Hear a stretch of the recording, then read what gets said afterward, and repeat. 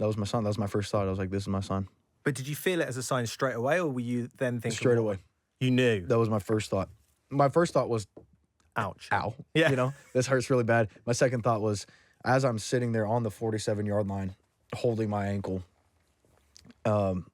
this is my sign. And then I had like 2 weeks left of my freshman year. I dropped out.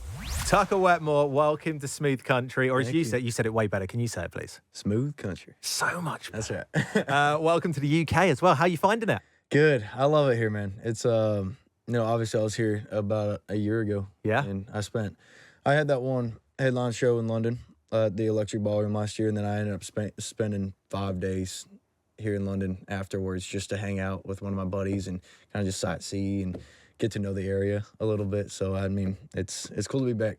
Well, you've got a whole crew here, including your mum. Yeah, real deep. Have you managed to do any sightseeing yet whilst you've been here? A little bit. The day she landed, which was 2 days ago, we went and saw the palace. I didn't get to see the palace last time, so we went and saw the palace, and then we saw Big Ben.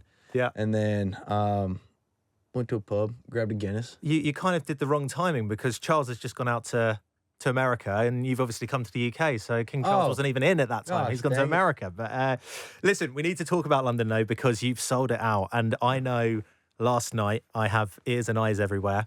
I wasn't fortunate enough to be there, but I know you had a real moment and a realization moment when you realized that it's sold out and you were there in London. Talk me through that. It's just crazy, man. It's wild. You know, and the thing that was going through my mind last night during that moment, because I try to take a second throughout each show every night, no matter where I'm at, what I'm doing, what kind of show it is. I'll take a second to kind of just like have for myself and just look around the room and listen to them sing my song back to me, whichever song I picked that night. And I remember last night I was just thinking in my head, like, I'm just inside, I'm still just that kid sitting down at the piano for the first time, you know, falling in love with it. And or that kid writing his first song, falling in love with it. And like, I'm just a kid who loves music, you know, and the fact that it's brought me literally all over the world now. I've been on the road for 7 weeks now. I've been in 3 continents. I can't even tell you how many countries. Well, we'll get to your geography in a minute, actually. We'll get to your geography in a second, because I saw on Instagram. It's just wild, dude. It's crazy. And I don't know what to expect walking into these shows over here, but it blows me away every single time because they genuinely know the stuff and they care, and they, I don't know, their face lights up when they hear their favorite song or favorite lyric, and it's everything I've ever wanted. It's cool. And it's working. You talk about how you feel like you're still that kid on the piano. Imagine how your mum must feel seeing you up on that stage. That must be a real proud moment. It must have been lovely for you to have your mum there as well last night. Yeah, she was actually sitting, so you got the barrier right in front. She was sitting on this side, just sitting there on the stage left side. And I looked at her twice throughout the show, and she's just looking at me with the biggest grin on her face, and I knew exactly what was going through her mind. She's just proud. Rightly so as well, as she's smiling right now. Yeah. Now, you said about your European shows. I need to ask about if you've got the idea of your geography yet, because I know you got a little bit of a ribbing on Instagram this week when you said, and I quote, Europe, I'll miss you, on to the UK. I meant the Union. It's all right. It's all confusing for us in the UK at the moment as well. It's confusing. I don't know. We're in Europe, but we're not in Europe. That's essentially what we're at the exactly. moment. And I'm American, you know? Yeah. But yeah, I thought that was so funny because I posted it, and then like a couple hours later I checked it, and then I was just getting ripped on the comments. I was like, gosh, dang it. We knew exactly what you meant. They're just being silly. But what do you make of a British crowd then, compared to an American crowd?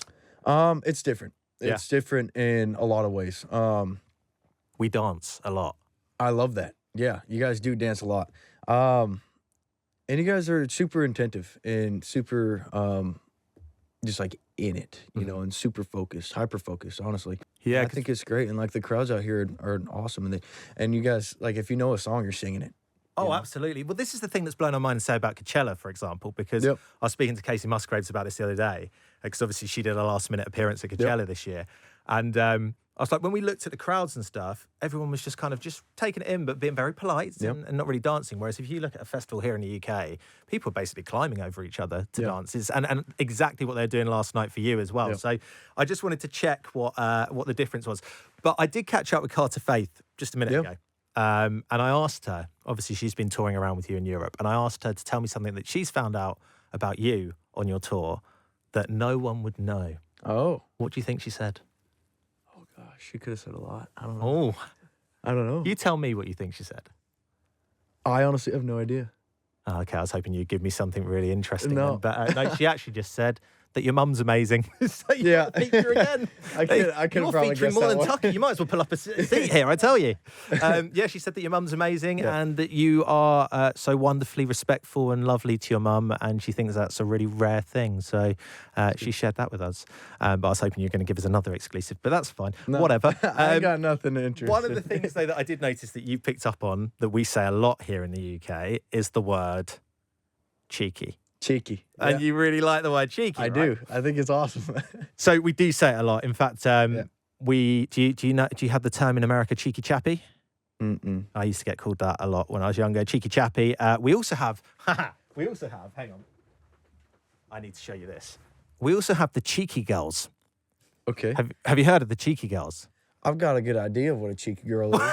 I'm not sure it's the idea you're going, but well, it's quite similar, I've actually. never heard of them. Let me quickly show you these guys, because these are a British institution. Just press play.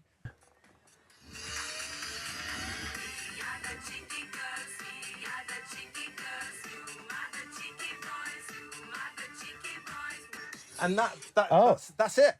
That's it. That's all they do. That's it? I did try and get them to do a message for you today, but they were busy somewhere. But That would have been hilarious. yeah, so collaboration? No. Don't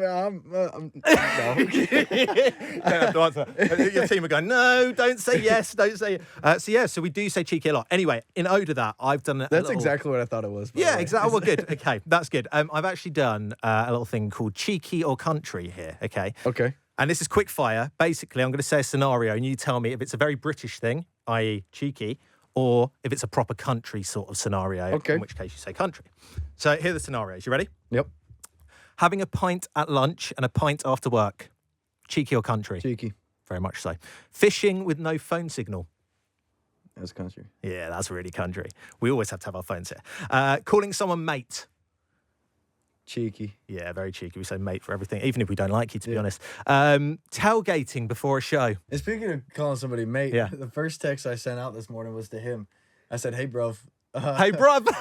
we need to find something to post on the Instagram story for night one or something like that." But I started off with, "Hey, bruv. Or, Hey, "Good morning, bruv." something like that. Morning, bruv. How's it going, geese? Yeah. You need to say geese. You need to say And he geezer. responded, "Cheeky." Cheeky. We'll find something cheeky or something like that. The other one's geezer. You need to say tonight in your show. You're right, Okay. geezer. How's it going? Okay. To that one. That's very London. Tailgating before a show. Country. Yeah, I had to actually Google that, so that's how country that one is. Yeah. We don't have tailgating here. Tailgating is one of the best things ever invented. Yeah, I think that it's so means much like literally driving really close to someone's car here in the UK. It's We different. also have that. Oh, okay, fine. Yeah. I like your version more. Sunday roast with the family. Sunday what? Roast with the family. Country. Oh, well, we'd say definitely cheeky here. Really? Yeah, Sunday dinner with Sunday roast dinner with the family is I very. mean, I grew up going to church on Sunday morning, and then right after that, hit my grandma's house for football. And, Wow. And like an early dinner. Wow, and We'd you'd have- have the we'd whole have roast dinner thing. Sunday dinner at like 2 p.m. Awesome. Yeah. Okay, didn't know that. And by like 6 o'clock in the afternoon, I'm starving again. 'Cause it's like dinner And then time. you have leftover So I roast. was like, just go eat cereal or something. We'll call that one a cheeky country then. That's fine. Yeah. Apologising when someone else bumps into you, cheeky or country. Cheeky. Yeah, we apologise for everything in the Yeah. UK, honestly. Final two, driving with the window down, country music on. Country. We love to do that here in Keith. All of our listeners, smooth country listeners, love I that think too. that's the whole world right now. Exactly. Yeah. And the final one, hitting up a dive bar on a Friday. Country. Yeah. We're a pub kind of thing. Yeah. One thing I do want you to say, right, because this is great, and I want us to do this. Can you say fancy a cheeky Nando's? One more time. You looked at me like I wasn't speaking English then. Fancy a cheeky Nando's. Fancy a cheeky Nando's. Yeah. Mean? So that is It's nothing bad. You didn't cuss, I promise. It's there's a Nando's, which is a restaurant here in the UK. Okay. And you'd go to your mates, do you fancy a cheeky Nando's? And that's it. Oh. It's like a chicken restaurant. We Sick. should go. We We should go. All of you. Let's all go. Let's do it. But it must be mad for you, though. Like you say, obviously coming from a town that was 2,700 people, now you're on this world tour, your own headline tour, the Brunette Tour. Do you ever stop and think, this is really surreal? Every day. That's crazy to think about. Like, now I'm playing shows that have more people in them than my hometown 10 times does or over. ever will, you know? That's crazy. It's wild, man. Especially, you know, like moments like last night, just sitting on stage, and like that's why I take that time throughout each show that I plays. I need that. That centers me. You know, that gives me an opportunity to be like, damn, this is really freaking cool, you know? And I'm blessed to be able to do it. Well, because, I mean, if you go back to little Tucker, when you were like 10 years old, obviously life probably looked, what life you thought it would be like probably looked very different. You obviously were chasing a football career. Yep. You prayed for a sign. You then broke your leg in 3 places and took that as your The sign. next day. Talk me through that whole story. Yeah, so I mean, I started playing music when I was super young. And then I also grew up playing sports my entire life, and I never thought music was an option because I never knew anybody that it was like a thing that they pursued. You know, it wasn't an option in my brain. So I mean, football was my goal for the longest time, and I ended up going to college. It was going great. I ended up getting like Scout Player of the Year, and they're like, "Hey, you're going to be number 1 receiver for the next 4 years." And I was like, "All right, let's roll." And I don't know, I just didn't feel right towards the end of that first year. And, you know, I was partying a lot. I was doing the college thing. Pretty much I would just wake up, skip class, go to practice, then party at night with my buddies every day. And it was fun while it lasted. But I knew that wasn't the calling that God had for me, just like in my soul. And like I said earlier, I grew up in the church, and my grandpa was a pastor. And, you know, I've always been very well taught in faith, but that moment in time, I was straying hard, and I wasn't praying, I wasn't reading, I wasn't practicing, and I remember coming home from practice one day, I was like, "Hey man, I need a sign." I was bawling. I locked myself in the bathroom and I just started bawling. I was like, "God, I need a sign. I know it's been a while. I'm sorry about that, but I'm not me. I don't feel right now." So I sat there, prayed for like 10, 15 minutes, went to bed, woke up the next morning, decided to be good and go to class that morning.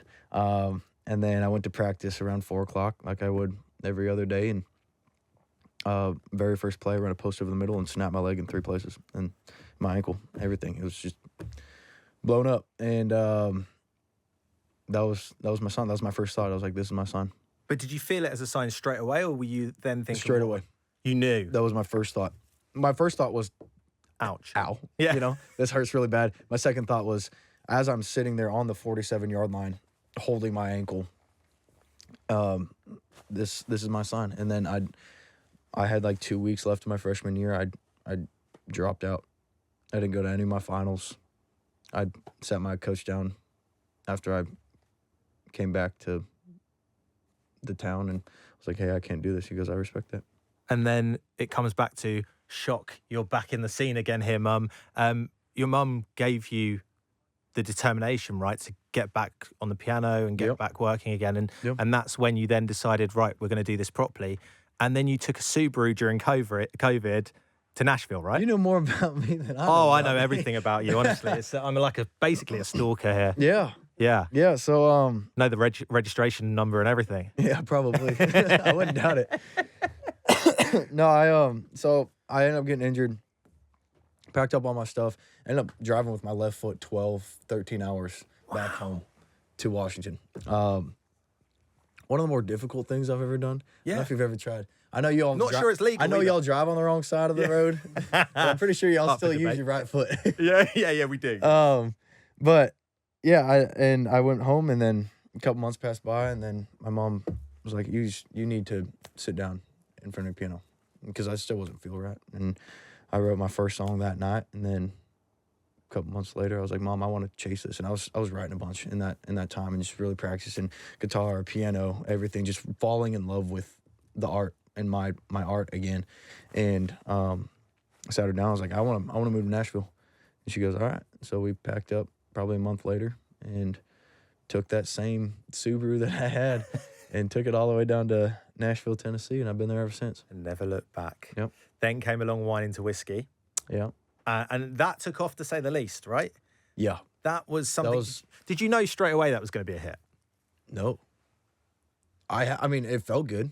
Yeah. And I was like, I knew it felt special. I remember we were sitting in the room because I wrote that with Jacob Hackworth and Justin Ebach, two of my really good buddies. And we were sitting in the room. We finished writing it. I put the vocals down, and the vocals you hear in the song that you go play it on Apple Music or Spotify or whatnot today, those are my day of vocals. My hungover, because it was the day after my birthday. And we were so hungover, and those are just like the raw, authentic day of vocals. That's what you can do on a hangover. Man, I've surprised myself more I and more. can't move on a hangover. me neither nowadays, honestly. But yeah, and I remember after I put the vocals down, we sat back and listened to it once. We listened to it again, and we looked at each other and we go, "This one feels special." But you never know, you know. And a couple days later, I wrote a song called "Wind Up Missing You." Literally a couple days later in the same week. So that was all done in the same week. Yep. Not hungover that time. Slightly. I don't think so. Maybe a little bit. No, I don't think I was. Didn't have football to worry about anymore. Hey, you could, Yeah, you that's could, right. yeah. Well, it was my birthday week. And, Exactly. Birthday week. I was, Oh my I was goodness. celebrating. What a diva. Let's talk about the debut album, though. Obviously, What Not To. 19 tracks on there. Is that right? 19 tracks? I think so. I'm counting as if I'm there. There's one, I'm guessing, that would mean the most to you on that album. I mean, they're all my babies in a sense, you know. It's my first project, and I mean, one that probably means the most to me is What Not To, obviously. I don't know, just talking about real life stuff. And I remember the day we wrote that like it was yesterday. And it was just me and my buddies sitting at a lake house in the middle of nowhere, Tennessee. We woke up that morning, and we were writing songs for days at that point. Yeah. And so we're just tired. We're beat. Our brains are just dead. So we all sat down on the couch and just started talking. And we started just, you know, talking about real life things. My buddy brought up his dad, and then my other buddy piped up, and then I piped up about, you know, my stuff. And next thing you know, we're sitting there, we're laughing, we're crying, we're wearing our hearts on our sleeve, just a bunch of dudes being bros in a room. And we looked down, and we got a song in front of us called What Not To. About 2 hours later, hour and a half later, and then put a little guitar lick behind it, put a melody on it, and then that's what you hear today. It's unbelievable. Yeah. I think mine would be Give Her the World. I think that's like the... Sick. I think that's like the sleeper do song on love the that album. song. I Yeah. think that's the one that, like, that's the underrated song for I agree. me. I think agree that's 100%. that one for me. It's like every time you listen to it, it's kind of like a whole movie's kind of going on in my head. Yeah. And it's like I think that's the beautiful thing about what you do is that it's not just an audio thing; it's a visual thing as well. 100%. Certainly with that song, it It is a very definitely was. visual song. And- lyrically. Now I know we've got to go, so I want to ask you two more things. You said your sound previously is a little bit of love, it's a little bit of God, and it's a little bit of alcohol, which I think we've seen in this interview here with all three mentioned. It sounds like a communion service down at church, actually, to be fair. You grew up on Billy Joel as well, right? Yeah. So you loved your 80s music and stuff like that, your reggae and stuff as well. Rumour has it, though, we may hear a bit of that 80s influence in your new album. Is that true? Who's telling you this? I've got eyes and ears everywhere, I told you. Yes, 100%. I feel like with my first album, I wasn't really sure what I was doing. I knew what I wanted in a sense, but like it was my first time ever doing it, you know? And I've grown so much since then, and I've done a lot since then. You know, I've lived a lot of life since then. And now with this record, I know everything. I have everything mapped out in my head, what I want it to look like, what I want it to sound like, what I want the songs to be about, what I want the marketing to look like, what I want the colors behind it, the music videos, the cover art. I already have everything mapped out in my brain, and I feel so sure about it because it is all of my influences in one album, you know, and it's everything that I love about music and what made me fall in love with music in one album. So we're going to see the real Tucker in that album, which is... Yeah, and I'm not talking about anything like super deep. It's Mm-hmm. just like everything I love about music is in there. Like sonically, it's just a different album, and that's scary, honestly. I'm a little nervous about it. Oh, don't be, honestly. I think if anything's taught you in the last 7 years or 5 years is that everything you touch turns to gold, mate. No, So I don't know about that. I don't know about that. So that leads me to my final question then. Everything has happened pretty fast for you. You've just touched briefly on the next album. What can you tell us that you haven't told anyone else, Tucker, about what's next for you? And that smile tells me you've got something. I've got a lot. I can't say any of it though. I can't. I can't. Can you give us a clue? Music. Do you know what? You are a cheeky chappy. That's fine. Right. I'm not going to push you on it. That's fine. But Tucker Wetmore, thank you so much for being here. Enjoy another sold-out show tonight. Yes, sir. And it's an absolute pleasure having you here. And I hope you'll be back in the UK very soon as well. Well, 100%. On a tour, potentially. Yep. Another one that you won't tell us about. Just saying. I ain't got nothing planned out. You're a good I do player. want to. I do want to. Well, thank you very much. It's been an absolute pleasure.